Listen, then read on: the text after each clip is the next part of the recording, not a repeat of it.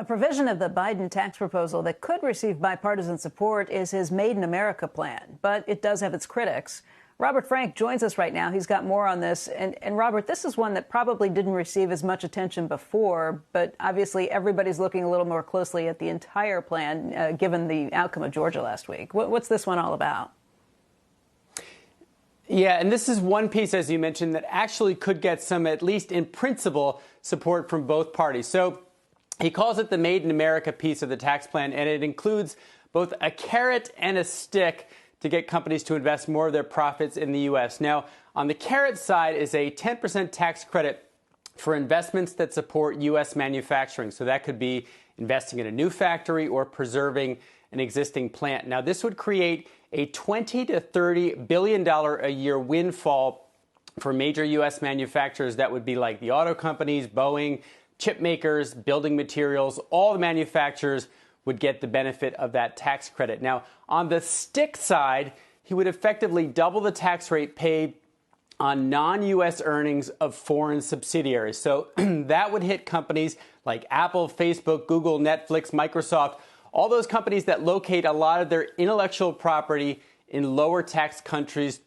to get that tax benefit. Now, he would also impose a 15% minimum tax on global book income. Those two taxes on overseas profits combined would cost companies, or raise revenue, depending on how you look at it, by about $70 to $80 billion a year. So that is a significant sum, and it's why the Tax Foundation and other conservative groups basically say, look, call it what you will. This is a tax increase on big companies, not good for jobs, and ultimately not good for investments. So that's why you have both sides taking opposing views of this piece of the tax. The Tax Foundation, you would expect to speak up about this. Have the big multinationals themselves actually spoken out at this point? Not yet.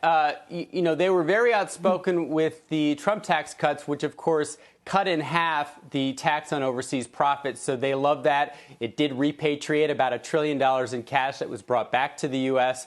So you would guess they would be against this, but we're so far down the road in terms of even getting this as part of a bill. We don't know how much of the Biden tax plan is even going to come to the floor of the Senate and the House at this point. Probably not until after the pandemic bill. So it's just not clear enough or concrete enough yet a plan for companies to react, but I suspect they will. Shepard Smith here. Thanks for watching CNBC on YouTube.